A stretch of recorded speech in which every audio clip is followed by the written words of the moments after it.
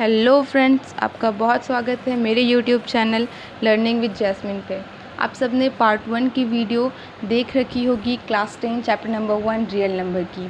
मैंने पार्ट 1 में बहुत सारी चीज़ें डिस्कस की है, बहुत सारे नंबर्स के बारे में। वो सारे नंबर्स क्या थे? Natural number, whole number, integers, real number, rational number, irrational number और प्राइम नंबर।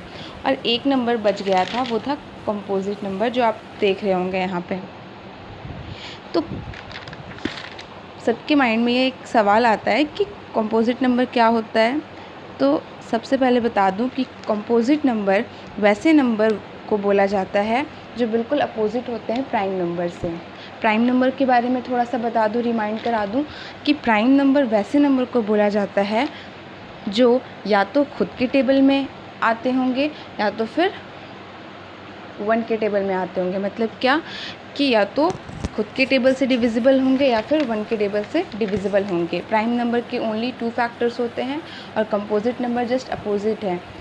कंपोजिट नंबर के 2 से ज़्यादा फैक्टर्स होते हैं। इसको डेफिनेशन के टर्म में कैसे पढ़ेंगे? The natural number which are divisible by 1 itself and any other number और numbers are called composite number. वैसे नेचुरल नंबर जो 1 के टेबल में आते हों, खुद के टेबल में आते हैं और दूसरों के टेबल में भी आते हों, उसे हम कंपोजिट नंबर कहते हैं। एग्जाम्पल ले लेंगे 4 2 के टेबल में भी आता है, 1 के टेबल में भी आता है और खुद के टेबल में भी आता है।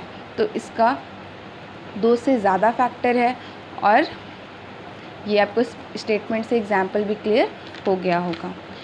इसमें मेमोरेबल पॉइंट क्या है, नोट क्या है? 1 is neither prime nor a composite number. बहुत सारे बच्चे 1 मार्क्स के क्वेश्चन में आता है कि प्राइम नंबर और सबसे छोटा प्राइम नंबर और कंपोजिट नंबर क्या है, तो 1 टिक मार के आ जाते हैं। तो नहीं, 1 ना तो प्राइम नंबर है ना ही कंपोजिट नंबर है, क्योंकि 1 का सिर्फ एक फैक्टर है।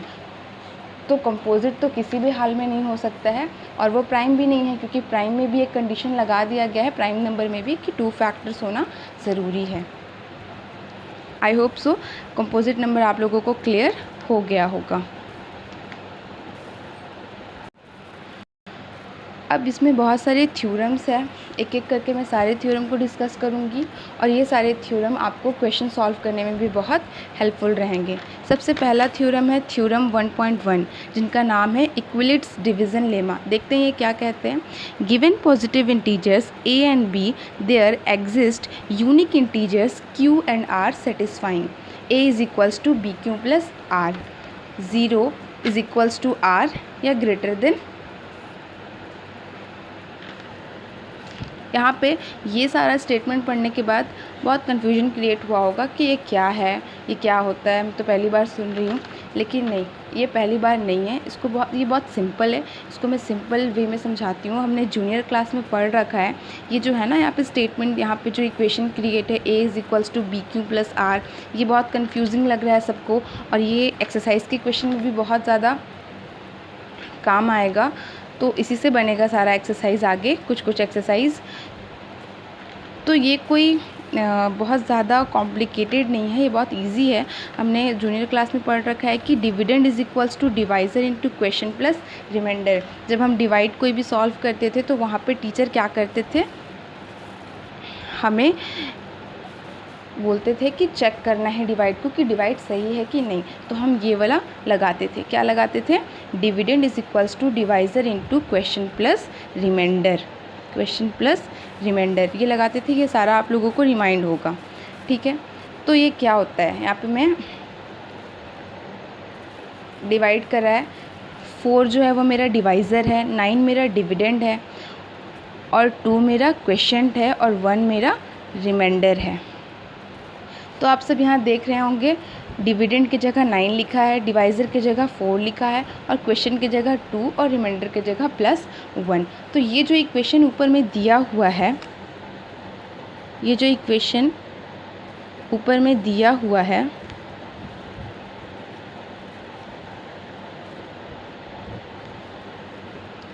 a is equals to B Q plus R, a is equals to B Q plus R, ये बिल्कुल यही है, सेम है। Dividend is equals to divisor into question plus remainder. Dividend को ही हम लोग ए बोल रहे हैं, डिवाइज़र को हम लोग बी बोल रहे हैं, बी से डिनोट कर रहे हैं, और क्वेश्चन को क्यू से और रिमाइंडर को आर से, और ये इक्वेशन क्रिएट हुआ है। आई होप सो आपको समझ में आ गया होगा अब कि इक्विलिट्स डिवीज़न लेमा क्या होता है।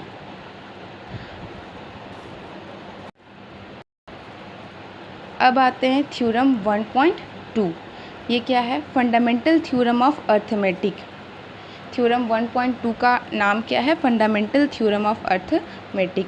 Every composite number can be expressed factorized as a product of primes, and this factorization is unique apart from the order in which the prime factor occur। यहाँ से भी बहुत कन्फ्यूजन क्रिएट हुआ भाई, ऊपर वाला तो समझ आ गया लेकिन नीचे वाला समझ नहीं आ रहा है कि ये क्या है। तो कंफ्यूज नहीं होना, ये भी बहुत सिंपल सी चीज़ है। आप सब ने एलसीएम कर रखा होगा जूनियर क्लासेस में। तो ये स्टेटमेंट बोलना क्या चाह रहा है कि एवरी कंपोजिट नंबर, कोई एक कंपोजिट नंबर लेते हैं, चलो हम 10 मान लेते हैं, ठीक है, उसका हमको प्राइम फैक्टराइजेशन करना है, मतलब क्या, एलसीएम निकालना है। 10 का एलसीएम लेंगे और इस तरह से निकालना है, उसका जो प्रोडक्ट आएगा वो प्राइम नंबर होगा। उसी को हम लोग फंडामेंटल थ्योरम ऑफ अर्थमेटिक बोलते हैं। और इसमें लिखा हुआ एक चीज़, apart from the order,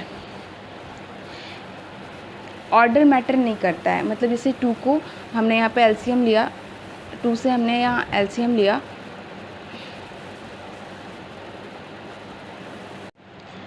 ten का हमने एलसीएम लिया, तो पहले 2 से लगाया तो 5 बार में आया, फिर 5 से 1 को ये एलसीएम ले लिया हमने, तो यहाँ पे जो पेयर्स बना वो क्या है? प्राइम नंबर का पेयर बना। और हमने एलसीएम किसका लिया था? कंपोजिट नंबर का लिया था। इसी चीज़ को हम फंडामेंटल थ्योरम ऑफ अर्थमेटिक बोलते हैं, और इसमें ऑर्डर मैटर नहीं करता है। इसका मतलब क्या है? यहाँ पे आप देख सकते हो, पहले वाले एलसीएम जब हमने लिया था उस वक्त पहले में हमने 2 से 10 को किया था, बट इसमें पहले 5 का टेबल हमने लिया है, तो 2 पहले लो या 5 पहले लो, मतलब कोई भी नंबर आगे पीछे लो, ऑर्डर मैटर नहीं करता है। नेक्स्ट आते हैं हम लोग थ्योरम 1.3, जो कि बहुत इम्पॉर्टेंट है। थ्योरम 1.3 क्या कहता है? Let P be a prime number if P divides A square then P divides A। और ये बहुत सारी एक्सरसाइज में यूज़ भी होगा, शायद 1.2 या 1.3 में। तो ये थ्योरम 1.3 बोलता क्या है कि अगर P लेट भी कोई भी नंबर हो सकता है, अगर वो let P be a prime number, P एक कोई प्राइम नंबर है, और उसमें बोला जा रहा है कि इफ़ P डिवाइड्स, P अगर डिवाइड कर रहा है A स्क्वायर को, देन P डिवाइड करेगा A को भी, where A is a positive integer, जहाँ पे A क्या होगा? एक पॉजिटिव इंटीजर होगा। ठीक है, एग्जाम्पल लेते हैं। P को हमने मान लिया कितना? 5, और A को लिया 25, तो A का स्क्वायर क्या होगा? 6 to 5। P डिवाइड्स कर रहा है 6 to 5 को कम्प्लीटली, तो P 5 है तो 5 डिवाइड करेगा A को भी, 25 को भी। ये थ्योरम जो है 1.3 हमको यही समझाता है कि अगर कोई प्राइम नंबर कोई पॉजिटिव इंटीजर के स्क्वायर को डिवाइड करता है तो फिर वो पॉजिटिव इंटीजर को भी डिवाइड करेगा। आई होप सो ये क्लियर होगा। अब आते हैं थ्योरम 1.4। यहाँ पे प्रूफ करना है कि √2 जो है वो इरेशनल है। ये एक पूरा का पूरा एक्सरसाइज ही है जहाँ पे हमें सबको इरेशनल प्रूफ करना होता है। ऐसा तो हमें पता है कि हाँ कोई भी रूट वाला नंबर इरेशनल होता है, लेकिन यहाँ पे प्रूफ करके दिखाना है। बहुत आराम से समझना है इसको कि कैसे प्रूफ करेंगे। तो कोई भी चीज़ को प्रूफ करने से पहले उस चीज़ को पहले गलत मान लेते हैं, तो ही ना उसको फिर लास्ट में जाके उसको गलत ठहराएंगे तो फिर सही प्रूफ हो जाएगा। यहाँ पे प्रूफ करने के लिए बोला जा रहा है √2 इज़ इरेशनल नंबर, तो जाहिर सा बात है पहले हमको रैशनल मानना होगा, तभी हम इसको जाके कुछ गलत, इसको आगे जब हम सॉल्व करेंगे तो वहाँ पे लास्ट में गलत होगा, ये गलत साबित होगा, तो फिर वो खुद ब खुद इरेशनल प्रूफ हो जाएगा। तो हम यहाँ से सॉल्यूशन स्टार्ट करते हैं।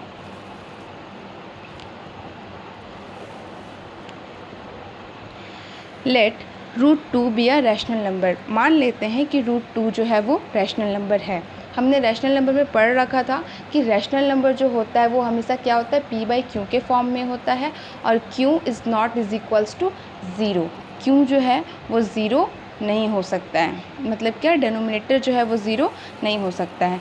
तो हमने √2 को रैशनल नंबर माना है, तो क्या हम लिख सकते हैं √2 is equals to a/b, where a and b are coprimes, और a और b जो है वो हम उसको क्या मानेंगे, को प्राइम्स। को प्राइम्स क्यों मानेंगे, को प्राइम्स का मतलब क्या होता है कि इन दोनों का जो कॉमन फैक्टर होगा वो 1 ही होगा, और ये कॉमन फैक्टर 1 इसलिए लेंगे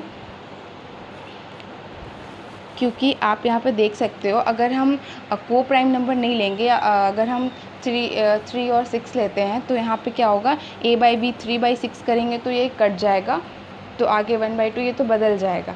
इसीलिए इसको हम को प्राइम लेते हैं क्योंकि उनका फैक्टर, कॉमन फैक्टर जो होता है वो 1 होता है। ठीक है, अब हम क्या करेंगे, b को इधर लेके आएंगे, बॉर्डर के पार LHS से RHS में लेकर आएंगे, RHS से LHS में लेके आएंगे सॉरी, तो क्या हो जाएगा, √2 के साथ मल्टीप्लाई में आ जाएगा, √2 b is equals to a। अब उसके बाद क्या करेंगे, उसके बाद की स्टेप्स है कि स्क्वायरिंग बोथ साइड्स।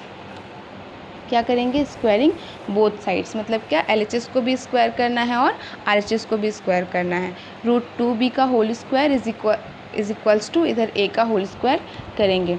जब √2 का स्क्वायर होगा तो वो रूट कट जाएगा, तो वहाँ सिर्फ 2 बचेगा, और b का स्क्वायर इज़ इक्वल्स टू इधर a स्क्वायर।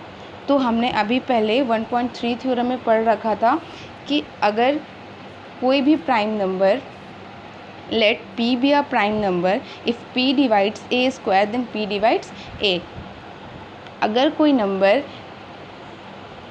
किसी पॉजिटिव इंटीजर के स्क्वायर को डिवाइड करेगा तो वो उस पॉजिटिव इंटीजर को भी डिवाइड करेगा। 2 is divisible by a square, यहाँ पे दिख रहा है हमको, तो 2 is also divisible by a। तो यहाँ पे हम लिख सकते हैं कि 2 a को भी डिवाइड कर रहा है, इसको हम इक्वेशन नंबर 1 मान लेंगे।